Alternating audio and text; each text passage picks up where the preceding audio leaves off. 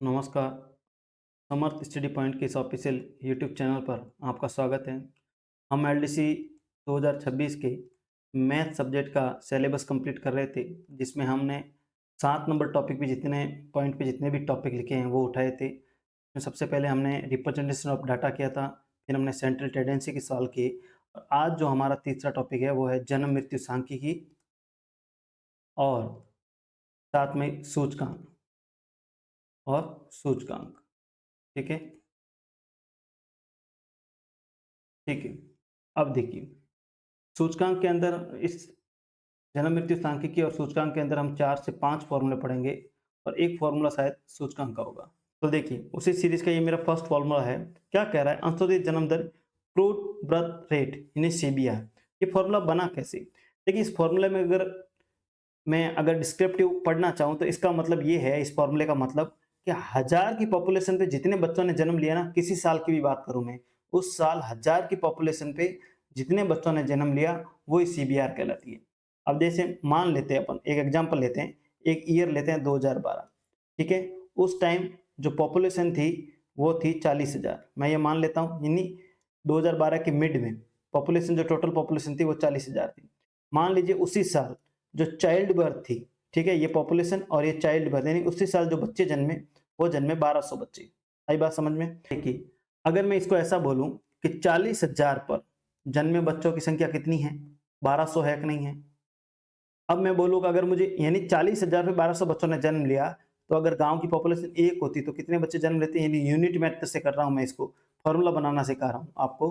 तो 1200 अपॉन 40,000 लिखता मैं, यानी 40,000 पे 1200 बच्चे, तो एक पॉपुलेशन पे 1200 अपॉन 40,000। और अगर मैं बोलूं कि 1000 पे, क्योंकि मुझे फॉर्मूला क्या कह रहा है कि 1000 पॉपुलेशन पे जन्मे बच्चों की संख्या, तो 1000 पॉपुलेशन बच्चे जो जन्म लेंगे उनकी संख्या कितनी होगी, 1200 अपॉन 40,000 इंटू 1000, यही होगा कि नहीं होगा। अब देखिए, इस फॉर्मूले में क्या लिखा हुआ है, दिए हुए वर्ष में जन्मे बच्चों की संख्या, ये देखिए दिए हुए वर्ष में जन्मे बच्चों की संख्या, उस वर्ष के मध्य में जनसंख्या, ये मैंने ली थी, इंटू 1000, ये फॉर्मूला बन गया। यहाँ से कितना आएगा, अगर आपको इसको सॉल्व करोगे तो यहाँ से आएगा 30, तो ये हो जाएगा 30। और इसको दर, जो जैसे परसेंटेज का आप साइन लिखते हैं ना, उस परसेंटेज के साइन में नीचे एक जीरो होता है, अपन इसको 2 जीरो लिखेंगे, यानी सीबीआर, यानी जन्म मृत्यु सांख्यिकी में जो भी आपको डाटा निकालना होता है, जो भी दर निकालनी होती है, जो भी रेट निकाल देती है, उसको ऐसे शो किया जाता है इस सिंबल से। तो ये हो जाएगा 30। इसका मतलब क्या है, 300 अपॉन 1000, यानी 1000 पे जन्मे बच्चों की संख्या कितनी है, 30। आई बात समझ में? तो ये इस तरीके से सीबीआर निकलता है। तो सीबीआर का फॉर्मूला ये है। सीबीआर का फॉर्मूला क्या कहता है कि दिए गए बच्चों की संख्या अपॉन उस वर्ष, जिस वर्ष की बात कर रहा हूं, उस वर्ष के मध्य में जनसंख्या इंटू 1000। मध्य में इसलिए बोला जा रहा है क्योंकि ये माना जाता है कि ईयर के मिड में जो है वो सबसे ज्यादा एवरेज पॉपुलेशन डेंसिटी सही पाई जाती है। चलते हैं नेक्स्ट फॉर्मूले पे। देखिए, उसी सीरीज का ये सेकंड फॉर्मूला है। यहाँ पे क्या है, यहाँ डेथ रेट पूछिए, वहां पे बर्थ रेट थी, यहाँ डेथ रेट, तो कितने लोगों की जो डेथ हुई है वो 1000 पे, यानी 1000 पे डेथ की संख्या, वही। तो वही एग्जांपल लेता हूं मैं कि 40,000 लोगों पे मान लीजिए जो डेथ हुई है वो 1000 लोगों की हुई है। तो एक पॉपुलेशन पे, यानी यूनिटरी मेथड से एक अगर पॉपुलेशन हो तो उसमें डेथ का जो वेटेज है वो क्या होगा, 1000 अपॉन 40,000। और अगर मैं कहूं कि 1000 डेथ हुई है तो उसका वेटेज क्या होगा, तो 1000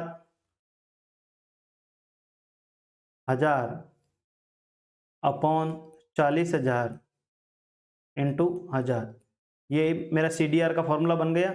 अब इसको सॉल्व कीजिए तो क्या हो जाएगा, ये 25 से कट जाएगा। तो कुल मिलाकर के जो मेरी CDR आई वो आई 25, और इसको भी मैं ऐसे लिखूंगा। ठीक है। तो इस, अगर कहीं पर भी ये लिखा हुआ है और आपको लिखा है कि ये CDR है, तो इसका मतलब क्या हो गया, 25 लोगों की डेथ हुई 1000 की पॉपुलेशन पे, इसको ऐसा पढ़ेंगे।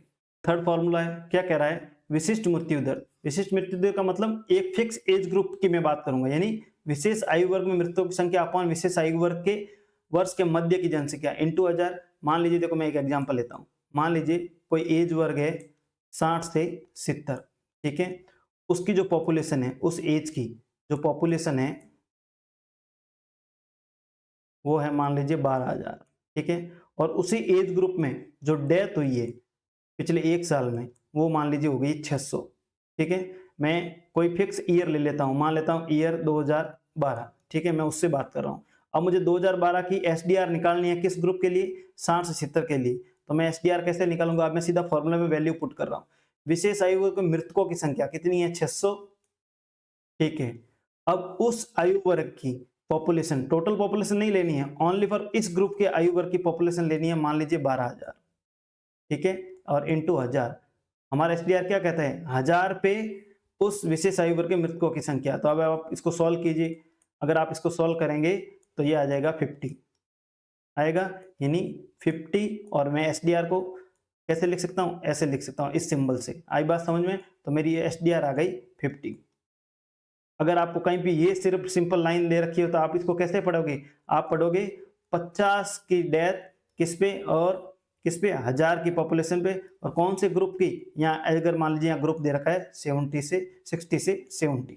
ठीक है? उनकी तो उनके फॉर्मूला क्या कह रहा है कि 1 साल से कम आयु के मृतकों की संख्या और उस वर्ष पैदा हुए जीवित शिशुओं की संख्या। ठीक है? तो देखिए कैसे, मान लीजिए कोई ईयर है 2012।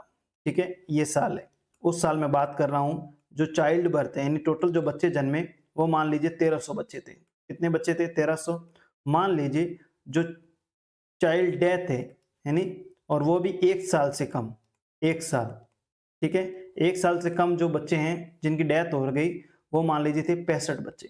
तो अब मुझे क्या निकालना है? आईएमआर निकालना है। क्या कहता है मेरा आईएमआर? आईएमआर कहता है कि उस साल कितने बच्चों ने जन्म लिया, उसको हर में रखना है। और जो अंश में है, नॉमिनेटर है, उस साल जितने बच्चों ने, यानी 1300 की पॉपुलेशन पे 65 बच्चों की डेथ हो गई थी। ठीक है? 1300 की पॉपुलेशन मतलब जो बच्चे थे उनकी 1300 पे 65 बच्चे की डेथ हो गई। तो मेरी आईएमआर कितनी थी? 1000 की पॉपुलेशन पे कितनी डेथ हुई? तो देखिए इसको सॉल्व कीजिए। ये हो गया 13.65, यानी ये हो गया 50। 50 इसको ऐसे लिखूंगा 50 की रेट से। ठीक है? इसका मतलब ये हुआ कि 1000 बच्चे अगर जन्म लिए, उस पे 50 बच्चों की डेथ हो गई जिनकी एज 1 साल से कम थी। तो ये मेरा आईएमआर निकल गया। मानक मृत्यु दर। मानक मृत्यु दर में क्या होता है कि जो एज ग्रुप अपन ने पढ़े थे अभी, जैसे मान लीजिए मैं एक एग्जांपल से समझाता हूँ आपको। जैसे मान लीजिए एक एज ग्रुप है, वो है 60 से 65 का, और एक एज ग्रुप है 65 से 70 का। ठीक है? मान लीजिए इनकी डेथ रेट है, वो मान लीजिए ये है 30 और ये है 20। अब मैं कैलकुलेशन के लिए एक स्टैंडर्ड जनसंख्या लूंगा इनको, जिसको बोलते हैं स्टैंडर्ड पॉपुलेशन, यानी एसएक्स, यानी स्टैंडर्ड पॉपुलेशन। वो मैं मान लेता हूँ, इसकी लेता हूँ मैं 100, इसकी लेता हूँ 120। ठीक है? तो ये जो डेथ ग्रुप है ना, आपको जैसे ये फिक्स, इस एज ग्रुप के लिए 30 और इस एज ग्रुप के लिए 20, इस एज ग्रुप का प्रभाव खत्म करने के लिए हम मानक मृत्यु दर निकालेंगे, यानी ओवरऑल मृत्यु दर। ठीक है? तो अब इसको सॉल्व करने के लिए क्या करेंगे? सबसे पहले सिग्मा चाहिए S x into D x, तो मैं S x into D x की टेबल बना दूंगा। एस एक्स को डी एक्स से मल्टीप्लाई करूंगा। 100 को 30 से किया कितना आया? 3000। 120 को 12 से किया कितना आया? 2400। ठीक है? तो ये हो गया मेरा sigma S x D x. ठीक है? इसको टोटल कर दीजिए, ये कितना हो गया? 5400। और डिनोमिनेटर में क्या है? सिग्मा एस एक्स, यानी जो मानक जनसंख्या है, यानी स्टैंडर्ड पॉपुलेशन हमने ली है वो। तो S x, sigma S x कितना हो जाएगा अपना? ये हो जाएगा 220। तो आप फॉर्मूले में रख दीजिए। ये हो गया 5400 अपॉन 220। इसको थोड़ा सॉल्व कर दीजिए। सॉल्व करने पर क्या आएगा? ये देखिए, ये 11 बार कट गया, ये 54, 26 बार जाएगा, 27 बार। ठीक है? 270। इसको आप सॉल्व करेंगे 11 का डिवाइड, जब आप 270 के अंदर देंगे तो अपने पास आएगा 24.54 लमसम। तो ये स्टैंडर्ड। अब ये क्या हो गया? एसटीडीआर, यानी ये ओवरऑल मृत्यु दर है इन एज ग्रुप की दोनों को मिला करके। देखिए विशिष्ट एज ग्रुप की क्या थी? 60 से 65 के बीच में 30 थी, 65 से 70 के बीच में 20 थी। लेकिन दोनों की एज ग्रुप का प्रभाव खत्म कर दूं तो मेरी जो ओवरऑल मृत्यु दर आई, यानी वो आई 24.54%। ठीक है? अब देखिए क्या कह रहा है ये मेरा क्वेश्चन। हमें एक तो सीडीआर निकालनी है, एक हमें एसडीआर निकालनी है, और एक हमें STDR निकालनी है, यानी CDR यानी क्राउड डेथ रेट, एक स्पेशल डेथ रेट यानी हर एज ग्रुप की निकलेगी, और एक STDR यानी स्टैंडर्ड डेथ रेट। ठीक है, ये तीनों निकालना है। देखिए सबसे पहले मैं CDR निकालता हूँ। क्या होती है CDR? फॉर्मूला देखिए CDR का। CDR का जो फॉर्मूला होता है वो होता है अपना टोटल पॉपुलेशन। ये है मेरी टोटल पॉपुलेशन, कर दीजिए, इसको जोड़ दीजिए। 8,500, 500, 9,000, 9,000, 3,000, 12,000, यानी टोटल पॉपुलेशन है मेरी 12,000, तो ये आ जाएगी 12,000 डिनोमिनेटर में। और टोटल डेथ देखिए, जोड़ दीजिए, ये हो गई 128, 128 20, कितना हो गया 148, 148। ठीक है, इसको 1000 से मल्टीप्लाई कर दीजिए। ठीक है, अब इसको देखिए सॉल्व कर दीजिए आप। 148 के अंदर 12 से डिवाइड कर दीजिए, तो 148 में जब 12 से आप डिवाइड करेंगे तो कितना आएगा 12.33%, यानी यहाँ पे परसेंटेज का मतलब 1000 से काउंट कर रहा हूँ मैं। तो ये CDR आ गई मेरी। अब स्पेशल डेथ रेट हर एज ग्रुप के लिए, तो मैं स्पेशल डेथ रेट यहाँ निकाल देता हूँ एक टेबल बना करके। ठीक है, देखिए अब मैं स्पेशल डेथ रेट निकाल दूं, एक नई टेबल बना देता हूँ स्पेशल डेथ रेट यानी प्रत्येक ग्रुप के लिए। अब देखिए इस एज ग्रुप के लिए निकालता हूं मैं, तो इस एज ग्रुप की टोटल पॉपुलेशन कितनी है 3000। इस एज ग्रुप पे कितने लोगों की डेथ हुई है 3000 पॉपुलेशन में 60, और मुझे 1000 पे निकालनी है, तो इसको आप सॉल्व करेंगे तब ये कितना आएगा 20। तो स्पेशल डेथ रेट इस ग्रुप के लिए बिलो 5 साल से कम के लिए 20 आ गई। ठीक है, ऐसे इसके लिए निकालिए, ये हो गया 68/8500 टोटल इंटू 1000। तो देखिए ये 2 जीरो से 2 जीरो कट गया। ठीक है, तो ये हो गया 680/85। अब इसको 680/85 को डिवाइड कर दीजिए, ये आया मेरा 8 टाइम। ठीक है, तो ये मेरा 8 टाइम लिख दूंगा। अब ठीक है, ऐसे ही देखिए कितनी है टोटल पॉपुलेशन है मेरी 500। ठीक है, और 500 पे कितने लोगों की डेथ हुई है 20, तो इसको आप सॉल्व कीजिए, ये 2 टाइम्स गया तो आ गया मेरा 40, यानी ये हो गई स्पेशल डेथ रेट 40 हो गई। अब आपने CDR निकाल दिया, SDR निकाल दिया, आपको स्टैंडर्ड डेथ रेट निकालनी है। स्टैंडर्ड डेथ रेट का फॉर्मूला क्या था, सिग्मा स्टैंडर्ड डेथ रेट होता sigma SX dx upon dx। ठीक है, सिग्मा SX। ठीक है, तो इसका मतलब मुझे SX की एक टेबल बनानी पड़ेगी। मुझे स्टैंडर्ड डेथ रेट दे रखी है, लेकिन SX इंटू DX की एक टेबल बनानी पड़ेगी। ठीक है, तो ये मेरा DX आ गया, ये मेरा SX है, दोनों का मल्टीप्लाई कीजिए। 104 को जब मैं 20 से मल्टीप्लाई करूंगा तो कितना आएगा 2080। ठीक है, देखिए 8 का मल्टीप्लीकेशन 206 से करूंगा तो मेरा आएगा 1648। ठीक, ऐसे ही 50 का मल्टीप्लाई जब मैं 5 चौक 20, ये आएगा 2000। अब देखिए सिग्मा SX, सिग्मा ये टोटल SX इंटू DX, ये टोटल निकाल दीजिए। जब आप इनको जोड़ोगे 2080 और ये हो गया 4080 और 4000, ये हो गया 5000, 5080 और 648 कितना हो गया 5728, 5728। ठीक है, ऐसे ही अब फॉर्मूले के अंदर डिनोमिनेटर में सिग्मा DX ये, तो इसका जोड़ दीजिए, टोटल कर दीजिए सिग्मा SX, ये कितना हो जाएगा अपने, ये हो जाएगा 104 और 206, कितना हो गया 310, 310 और 50, 360। तो मेरा स्टैंडर्ड डेथ रेट उसका फॉर्मूला था sigma SX dx upon sigma SX। अब सिग्मा SX dx आ गया मेरा 5728 अपॉन 360। जब इसको आप सॉल्व करेंगे तब मेरे पास ओवरऑल आंसर आएगा 15.9। 15.9 परसेंटेज का मतलब यहाँ 1000 पे वैल्यू आई बात। तो हमने CDR निकाल दिया, हमने SDR स्पेशल डेथ रेट हर एज ग्रुप के लिए निकाल लिया, और एज ग्रुप का प्रभाव खत्म करने के लिए हम निकालते हैं स्टैंडर्ड डेथ रेट, वो भी हमने निकाल दी। अपना है सूचकांक, और सूचकांक के अकॉर्डिंग हम सिर्फ एक फॉर्मूला पढ़ेंगे जो अपने सिलेबस में है।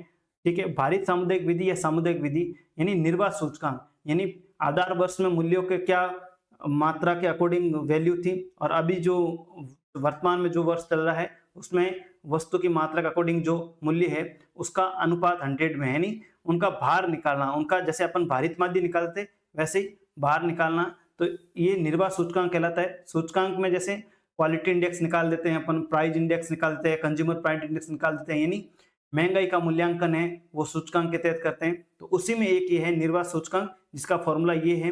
अब देखिए निर्वाह सूचकांक का फॉर्मूला क्या है, P01। 0 किसको दर्शाता है, ये आधार वर्ष को दर्शाता है। 1 किसको दर्शा रहा है, वर्तमान वर्ष को।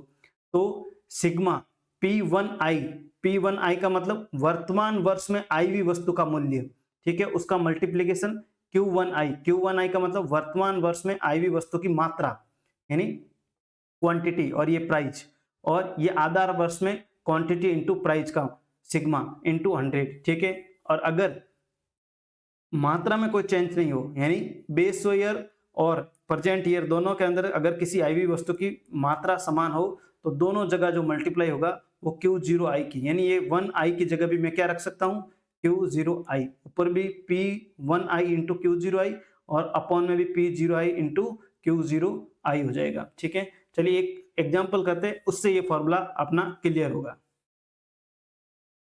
देखिए ये है मेरा एग्जाम्पल। क्या कह रहा है मेरा एग्जाम्पल, वर्ष 2005 के लिए निर्वाह खर्च सूचकांक निकालिए, ठीक है।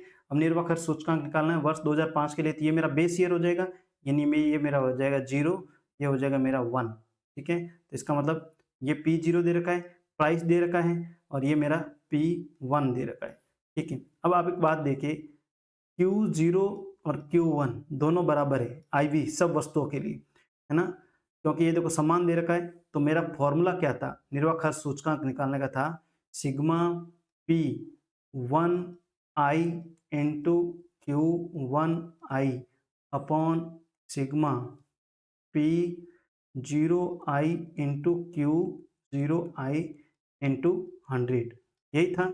अब देखिए ये दोनों सेम है, P1i और P0i, प्रत्येक वस्तु i यानी प्रत्येक IV वस्तु, यानी AV वस्तु, BV, CV, DV और EV वस्तु के लिए, तो ये दोनों बराबर है। तो अब मेरा फॉर्मूला क्या बन जाएगा, सिग्मा P, मैं एक बार IV, ये जो IV लिखा है इसको हटा देता हूँ, क्योंकि मुझे पता है IV का मतलब है प्रत्येक, मैं सीधा 1 और 0 लिखता हूँ। P1 Q0 upon sigma P0 Q0 into 100, ये फॉर्मूला बन गया।